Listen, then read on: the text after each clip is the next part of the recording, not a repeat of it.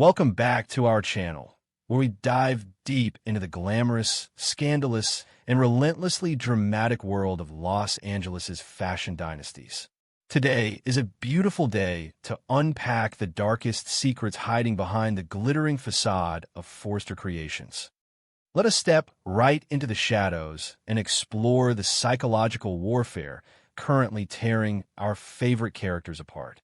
The hallowed halls of Forrester Creations have always been a breeding ground for ambition, betrayal, and whispered secrets. Yet, the latest scandal brewing in the corridors of power is not about fabric, haute couture, or corporate takeovers.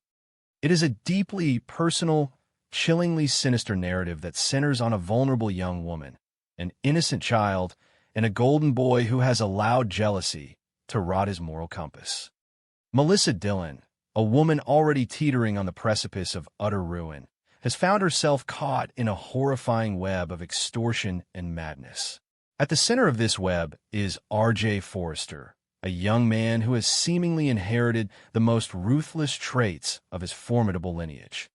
The explosive revelation that R.J. has stumbled upon is enough to shatter multiple lives, and the way he chooses to wield this information is nothing short of diabolical. The catalyst for this impending catastrophe began with a moment of sheer coincidence, a staple in the dramatic tapestry of Los Angeles. R.J. Forrester, consumed by his bitter rivalry with Will Spencer over the affections of the beautiful Electra Forrester, found himself lingering in the shadows of the design offices. It was there, hidden from view, that he overheard a frantic, hushed telephone conversation. On the other end of the line was the mysterious caller who has been relentlessly stalking Melissa Dillon, turning her every waking moment into a waking nightmare. But the words R.J. heard were not the typical threats of a scorned lover or a corporate spy. They were words that pertained to a secret so profound, so inherently dangerous, that it stopped R.J. dead in his tracks. The conversation revolved around a hidden baby. As the pieces of the puzzle violently snapped together in R.J.'s mind, the sheer magnitude of Dillon's predicament became glaringly apparent. This was not just any child. The whispers, the desperation in Dillon's voice, and the sheer terror radiating from her every syllable pointed to a truth too twisted to comprehend. The baby is the centerpiece of a posthumous revenge plot orchestrated by none other than the late Luna Nozawa. Luna, even from beyond the grave, has managed to extend her icy grip into the world of the living, forcing a terrified Dillon to harbor and raise this child as the ultimate act of vengeance against those who wronged her. The sheer logistical and emotional impossibility of this task has been slowly crushing Dillon, turning her into a fragile shell of her former self. A decent man, a man guided by empathy and righteousness, would have heard this agonizing phone call and immediately offered assistance. A decent man would have recognized the profound danger Dillon was in, the innocence of the child involved, and the necessity of bringing this horrifying situation to the authorities to ensure everyone's safety. But R.J. Forrester, blinded by his obsessive desire to claim Electra and humiliate Will Spencer, did not act like a decent man. Instead of offering a lifeline, R.J. saw an unprecedented opportunity. He saw a weapon perfectly forged to destroy the romantic reunion between Will and Electra. In that dark, quiet moment, R.J. Forrester crossed a moral boundary, transforming from a romantic rival into a cold, calculating extortionist. The confrontation that followed was a masterclass in psychological cruelty. R.J. did not approach Dillon with warmth, understanding, or even basic human decency.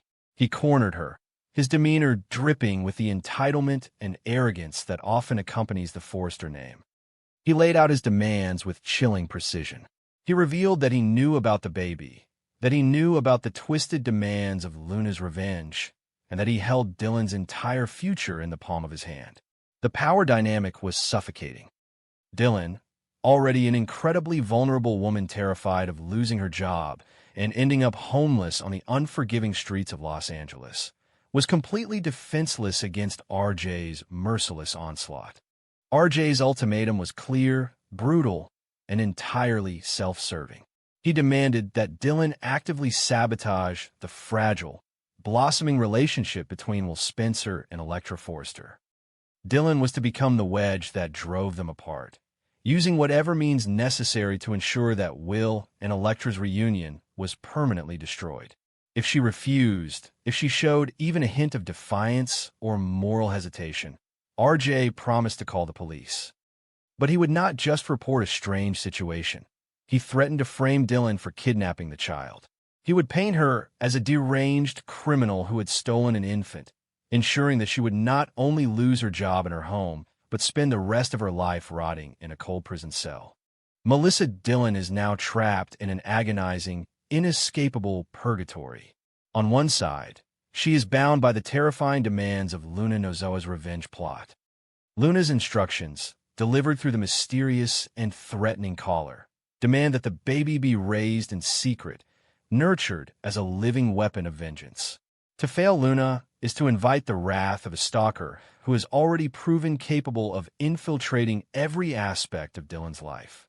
On the other side stands RJ Forrester, holding the keys to her freedom and her livelihood, demanding that she use her position to break Will's heart and manipulate Electra. She is entirely boxed in by the malicious intentions of others. The sheer weight of this dual extortion is tearing Dylan apart at the seams.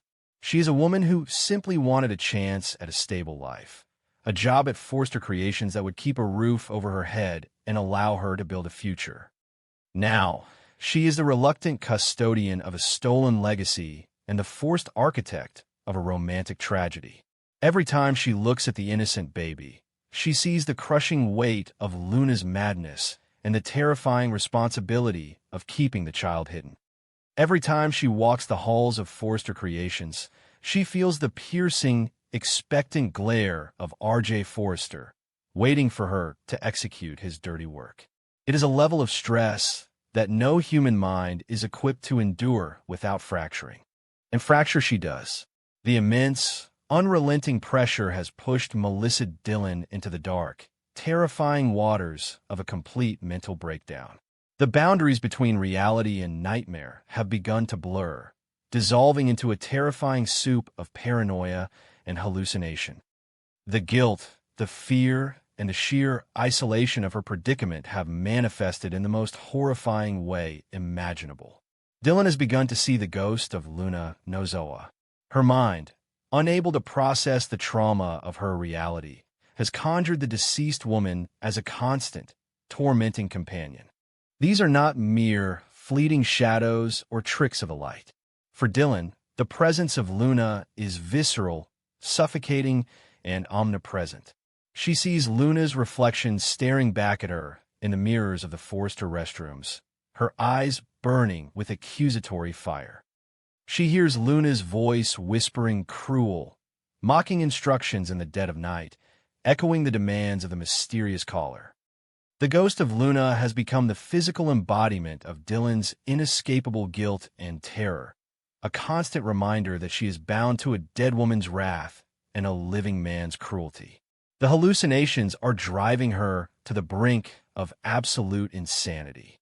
Amidst this swirling vortex of manipulation, blackmail, and psychological horror, there is a profound, heartbreaking tragedy: the innocent baby. This child, brought into the world amidst chaos and earmarked for vengeance, is completely defenseless. The baby is not a weapon, nor a bargaining chip, but a human life caught in the crossfire of adult madness. Dylan, despite her terror and her deteriorating mental state, feels a deep, maternal instinct to protect the child from the toxic environment that surrounds them. But how can a woman who is actively losing her grip on reality protect anyone, let alone an infant targeted by a Forrester heir? RJ Forrester's actions in this storyline highlight a terrifying evolution of his character. He is no longer just a young man fighting for love. He is a tyrant utilizing the darkest tools of coercion to bend reality to his will. His willingness to use an innocent child and a terrified woman as pawns in his romantic chess match against Will Spencer speaks volumes about the corrupting nature of jealousy. RJ believes he is the hero of his own story, justifying his monstrous actions by convincing himself that he is the only man worthy of Elektra.